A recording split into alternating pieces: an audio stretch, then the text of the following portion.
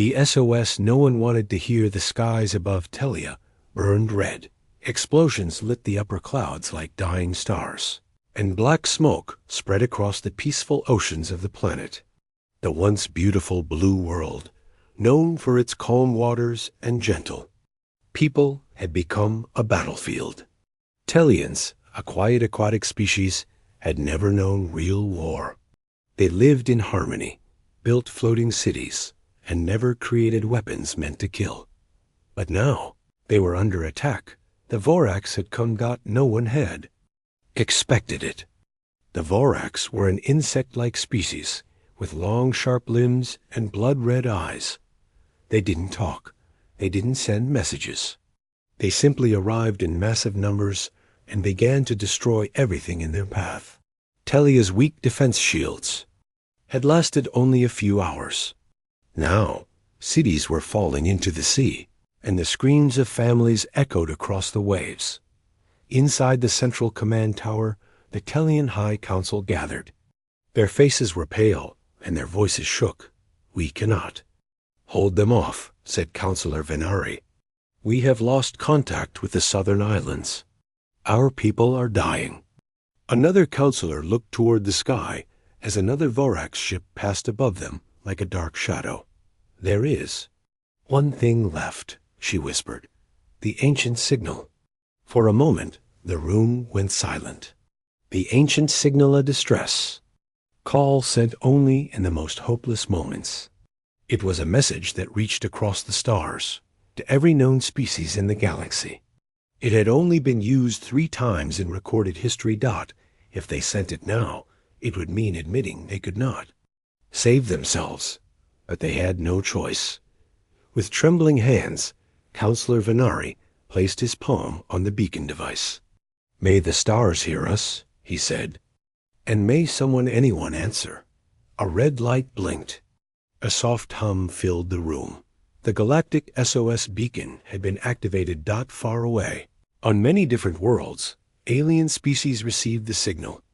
On the trade world of Siller Prime, a group of traders looked at the message and shook their heads. "Too risky," one said. "The Vorax don't stop. Better not get involved." On the noble world of Shiros, a powerful empire's leaders debated for hours. "We could help," one said, "but what if we lose our fleets?" "No, let Telia fall." And so the message echoed, unanswered, except for one place, Earth. The signal reached a quiet military station deep in space. A human technician read the message, frowned, and showed it to his superior. The superior didn't speak. He simply stared at the screen. Coordinates, a voice, a plea for help. The superior nodded. "Send it to command." Back on Telia, hours passed. The Telians watched the sky, waiting for something anything. No help came. Until. A single message appeared on their central screen. No voice, no image. Just 4 words. "Help is coming. Earth." Confusion filled the council chamber. "Earth?" one asked. "The Deathworlders?" The galaxy knew about humans. Everyone did. They came from a planet full of storms, volcanoes, dangerous animals, and more. A death world, they called it. And the people from that world, humans, were strange, strong, unpredictable. Some said they were heroes. Others called them monsters. No. One really knew. Earth had kept away from galactic politics for years. They didn't speak much to other species. They watched. They waited. And when they acted, it was never small. Now they were coming. In deep space, near Earth's outer rim, ships began to move. They were large and silent, covered in black armor that absorbed the light around them. These weren't cargo ships or science vessels. These were warships. Inside, humans in dark uniforms moved quickly. No loud talking, no panic. They knew what they were doing. "Target, Telia. Status, active war zone," a voice said over the ship's speakers. "Prepare for landing." In one room, A group of soldiers stood around a map. A woman, their commander, looked at them with calm eyes. "We're not here to conquer," she said. "We're not here for glory." She pointed at the red zones on the map places where the Vorax had taken control. "We're here because they called for help. And we are the answer." The soldiers nodded back on Telia. The clouds above the ocean began to change. Strange lights blinked in the sky. Then dozens of black ships appeared, huge, powerful, and quiet. They didn't speak. They didn't ask for landing permission. They just came. The Telians stared in silence. No one knew what to expect. Were they being saved? Or was something worse arriving?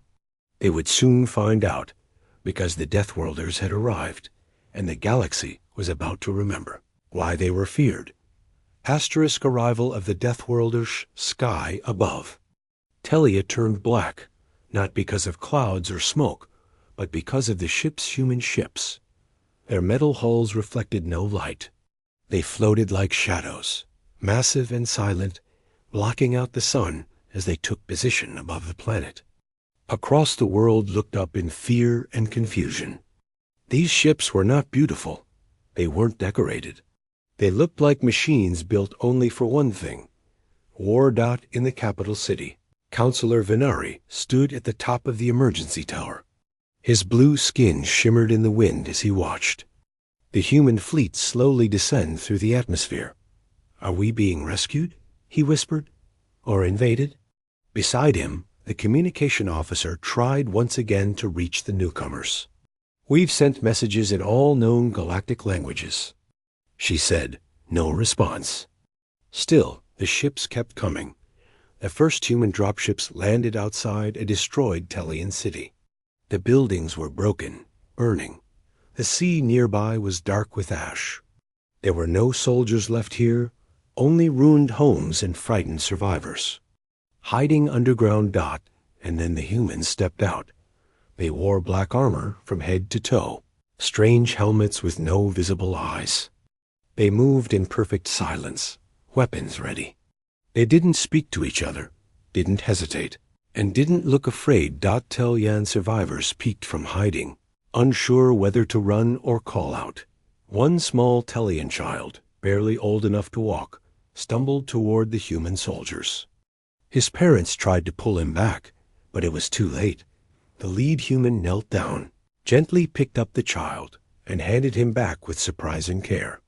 Then, without a word, the soldier pointed toward the nearby ruins, and the squad moved forward. From the forests, the Vorax watched. They had seen many enemies in their time, some brave, some strong. But these humans, they moved differently. Not with pride, not with fear, but with purpose. They attacked without warning. No music, no banners, no speeches, just cold, calculated action. A team of 8 humans took down an entire Vorax nest in under 4 minutes. The insects tried to fight back, but their claws broke against the humans' armor.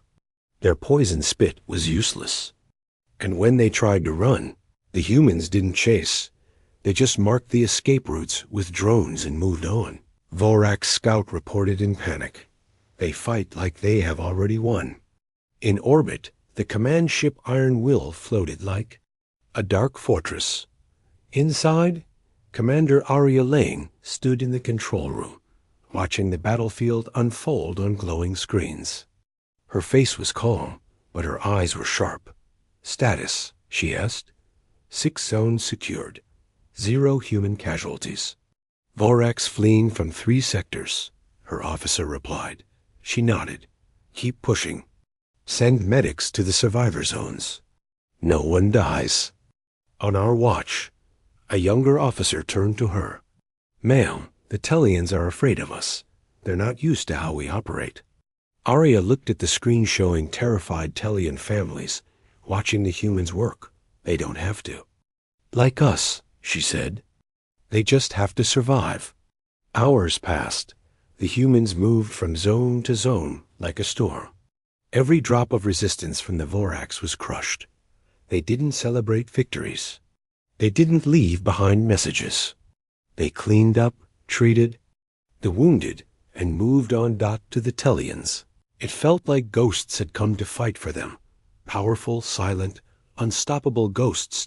In one ruined school, a Tellian medic approached a human soldier. She looked up at the tall, armored figure and asked, carefully, Why? Why are you helping us? The soldier looked at her for a long moment. His voice, when he finally spoke, was quiet but clear through the helmet. Because you asked. From far away, other alien worlds were watching. Through secret transmissions and hidden cameras, they watched the humans in action. Some were impressed, some were terrified, and some whispered in their halls. The Deathworlders are moving again. Who gave them permission? What happens when they decide not to leave? But none dared to interfere. Because once Deathworlders arrived, things never stayed the same. Deathworld tactics unleashed. The city of Nerelia was the last major stronghold left under Vorax control on Telia. The skies above it were dark with smoke. Buildings crumbled under heavy shelling. Alien screams echoed through broken streets. Tellians had given up hope of taking it back until the Deathworlders arrived. Before dawn, the humans made their move, but they didn't arrive with noise. No bright engines, no heavy footsteps. Instead, they came from below. Dozens of small black machines. Diggers burrowed under the ground during the night. Tellian scouts were confused. They're not attacking? One asked. They're already inside, someone whispered. Suddenly, an explosion ripped through a Vorax command nest from beneath. Human soldiers burst from the tunnels like shadows, with guns, smoke grenades, and strange flying drones buzzing around their heads. The Vorax tried to fight back. They fired acid, claws, and spikes, but humans didn't fight like soldiers. They fought like survivors. They ducked, rolled, adapted. If a weapon failed, they used something else. If a drone was destroyed, another took its place within seconds. One Vorax commander screamed in panic. They don't fight like machines. They fight like predators. In another part of the city, a small team of humans entered a collapsed school where Tellian civilians were trapped. A ceiling beam had pinned a group of younglings. The humans didn't wait.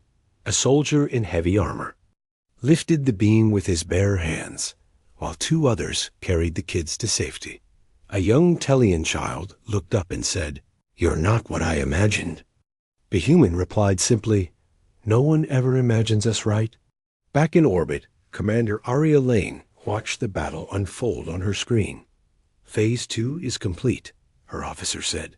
"Shall we activate the decoys?" She nodded once. "Let's confuse them." Moments later, hundreds of fake signals spread across the planet. The Vorax panicked.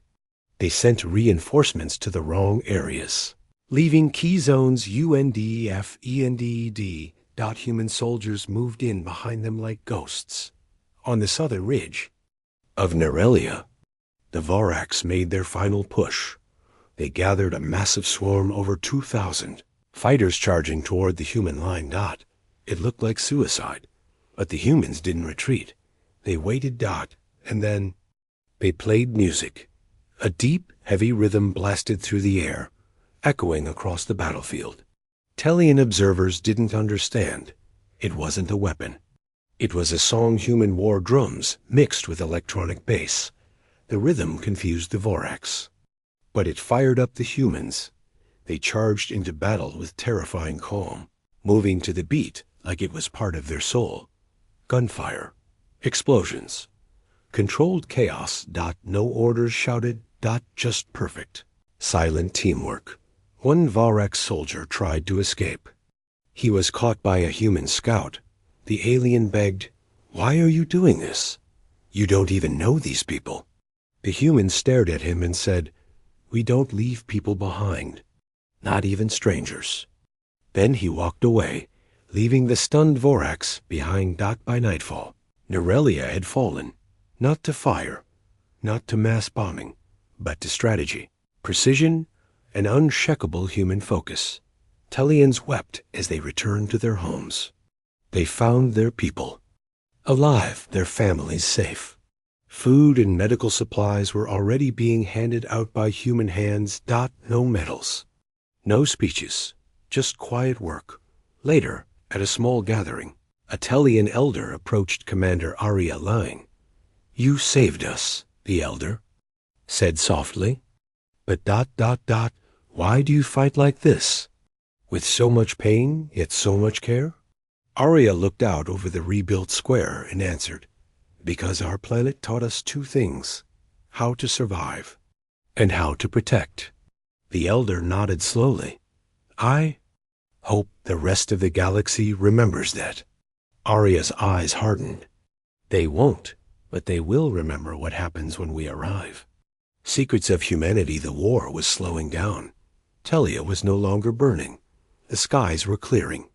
The thorax were retreating into the deep jungles, broken and scattered. And still, the humans remained quiet, efficient, and always watching. But now, the galaxy was asking questions, not about the Vora XX, about Earth, then the Galactic Council chambers on the core world of Veltrin. Leaders of over 100 alien species gathered. Holograms showed the human fleet, their tactics, and their weapons. The room buzzed with whispers and worry. They were not supposed to interfere. They arrived faster than light speed protocol should allow. Who gave them clearance? And one voice spoke up louder than the rest. What else are they hiding? Back on Tellia, Counselor Venery stood on the cliffs, watching human engineers rebuild a destroyed power station. The machines they used were unlike anything the Tellians had seen. Small, smart, and almost alive. Beside him, a Tellian historian approached with a datapad in hand. "I've been reading about Earth," the historian said, "about their planet, their past wars." Venari turned to him, and the historian looked troubled. Their own world tried to kill them over and over again. Storms, fires, freezing cold, monsters, disease. He paused, and still they thrived. Inside a secure human outpost, Commander Arya Lane sat alone in a quiet room, reading an old Journal. A young Tellian officer entered. "Commander," he said, "the Council has questions. They want to understand why Earth was silent for so many years. Why you disappeared from galactic politics." Arya looked up. Her face was calm, but her voice carried weight. "We watched," she said. "We listened. We saw the lies, the wars, the fear. We decided not to play your game." The officer looked confused. "Then why return now?" Arya stood, her voice steady. "Because someone called for help. That's all that matters." Elsewhere on Tellia, a group of young alien scholars interviewed a human scientist. "Is it true humans once nearly destroyed their own planet?" one asked. The scientist nodded. "Yes, several times. War, pollution, nuclear fire. We came close." "Then, how did you survive?" He smiled slightly. "Because we learned. We suffered. We changed. We united when it mattered." One young scholar asked quietly, "Do you still carry weapons that could destroy worlds?" The scientist didn't answer. He simply closed his notebook and walked away. From a hidden location deep in space, a pirate warlord watched human broadcasts. With shaking claws, "These are not just warriors," he said to his crew. "They are a warning." He shut off the screen. If they could survive their own planet, they can survive anything. Meanwhile, at a human field hospital on Tellia, a Tellian mother cried over her injured son. The boy had lost his arm during the Vorax attack. A human medic approached, gently scanning the child. Then, without speaking, he opened a case and took out a small metallic object, a synthetic limb. Flexible and warm. The medic carefully attached it to the child. The boy blinked. Surprised as he moved his new fingers, the mother looked up. Why do you care this much? The medic replied softly, because we know what it feels like to lose everything. Later that night, a message arrived for Commander Arya Lane. It was from the Galactic Council. A cold, political message filled with polite words and fake praise. Recognize your efforts, it said, but request that Earth withdraw its forces as soon as possible. Your presence causes discomfort among other species. But leave a gift behind. A gift, Commander? Arya nodded. A memory. The next morning, as humans began to depart, the Tellians found something at the center of their capital, a statue. It was tall and made of dark metal. It showed a human soldier standing between a Tellian child and a burning city. At the bottom, a simple message was carved in many languages. We come not as rulers. We come not for thanks. We come because someone must.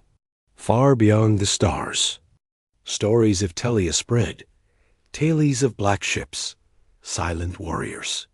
A Deathworld species that answered a cry for help when no one else dared. And though Earth left no demands, no banners, and claimed no land, the galaxy would never forget what happened. When the Deathworlders came, Asterisk. Final stand against the Vorax. Silence didn't last long. Just as the humans began to leave, and the Tellians took their first breath of peace, the sky changed again, this time not with hope, but with horror. A black ripple spread across the stars above Tellia. It wasn't smoke. It wasn't a storm. It was a swarm. The Vorax, beaten but not broken, had called for their own reinforcements. Thousands of ships. Tens of thousands of soldiers. More than anyone thought existed. They had never planned to conquer. Tellia. They planned to erase it. Commander Arya Line stood on the deck of the Iron Will, staring at the swarm closing in. They're not attacking a planet, her officer said. They're coming for us. She didn't blink. They want revenge. Tellian signals flooded in, full of panic. Please don't leave us. Your ships are faster, save yourselves. But Earth's fleet didn't move. Not away. They moved forward. Status of the evacuation? Arya asked. Half the civilians are in shelters. The rest won't make it out in time. She paused, then gave the order. Hold the line. Her officers looked at her. Even if we fall? One asked. Arya didn't hesitate. Especially if we fall. The first wave of Vorax ships broke through Tellia's outer orbit. The skies filled with fire. Human fighters launched like angry wasps, meeting the enemy in the upper atmosphere. Tellian observers watched in shock. There were no fancy maneuvers. No wasted energy. Every human move had purpose. Every weapon hit its mark. Still, the Vorax kept coming. In the capital, human ground units took position around key cities. They weren't built to fight endless waves alone, and that's when Project Umbra was activated. Far beyond the planet, behind the edge of a nearby moon, something awoke. It had been sleeping for years. A ship, if it could even be called that, detached from its shadow cradle. It was massive, a floating fortress of black steel, covered in plates that shimmered like a starless sky. The Tellians had never seen it. Most humans had never seen it. Its name, the Judgment. The Judgment entered orbit without a word. It didn't fire cannons. It didn't launch fighters. Instead, it opened from within. A beam of blue light stretched across space, wide as a city. It touched the center of the Vorax fleet, and then shattered them. No explosion. Just silence. As thousands of enemy ships froze mid-flight and began to fall apart, cut clean, like glass under a knife. In the Tellian capital, the skies cleared. The swarm was breaking. Fires faded. The stars were visible again, and the humans were still standing. On the battlefield, a wounded Vorax commander was captured by a human squad. He looked up, shaking. You're not warriors, he hissed. "You're monsters in armor." A human soldier leaned close and whispered, "You came to kill the helpless. We came to stop you." Which one of us is the monster? The final attack was crushed within hours. Telyan cities, protected by human lines, were untouched. Vorax survivors fled those who still could. Earth didn't chase them. They just watched them go. Later, as the stars turned quiet again, the Galactic Council sent a new message. Not a complaint this time, but a request. "Earth, please, help us understand. What is the judgment? What else do you hide?" There was no answer. Just silence. And then a recorded message from Commander. Aria Lane played across open frequencies. "We do not boast. We do not threaten. But when innocent blood is spilled, we do not wait." As the Iron Will began its final orbit before departure, a Tellian child looked up at the sky. "Will they come back?" he asked his mother. She looked at the sky, at the trail left by the human ships. "No," she said softly. "Not unless someone else calls for help." Asterisk aftermath, and a message at Telia was quiet again. No alarms, no falling skies, no screams. Just the soft sound of wind moving over calm oceans, and birds returning to trees that had once burned. The war was over, but its memory still lived in the eyes of those who survived. The Tellians rebuilt slowly, step by step. But this time, they had helped out humans, not as warriors now, but as healers, builders, and protectors. In the center of the capital, a group of human engineers worked beside Tellian architects. They didn't speak much. They didn't need to. A look, a nod, a shared task, one brick at a time, one life at a time. In a quiet corner of the city, a human soldier stood beside a small Tellian memorial. Names of the lost were carved into white stone. He placed his helmet on the ground, knelt, and whispered something no one else could hear. Then he stood and walked away. Across the galaxy, the legend of the Deathworlders was growing fast. On merchant planets, traders told stories of silent black ships appearing in the sky, then vanishing just as quickly. On noble worlds, leaders wondered if Earth would rise again, not as a helper, but as a power to fear. And in dark corners of space, pirate captains and warlords erased Earth from their maps, not out of hate, but out of survival. In the great chamber of the Galactic Council, a meeting was held in silence. Not one leader dared to speak first. The screen before them showed a short, final message sent from Earth Command. "We came because they called. We left because we were not needed. We do not want to rule. But if you bring war to the weak again, we will return. No demands, no promises, just a warning and a choice." Back on Telia, the last human ship prepared to leave. Tellians gathered in the valley, watching the sky. Some waved, some cried. A few just stood in silence. Commander Aria Lane stood at the open ramp of the dropship, looking down one last time at the world they had saved. Her second-in-command asked, "Will they be okay?" She didn't answer right away. Then she said quietly, "They'll remember. That's enough." As the ship rose into the clouds, the Tellian capital lit up with lights, buildings flashing in a slow pattern. A signal of peace and thanks. And across the stars, in places Earth had never even visited, children began telling bedtime stories. Stories of the day the Deathworlders came. They didn't come for land. They didn't come for power. They came because someone asked. And when the sky turned red. They answered.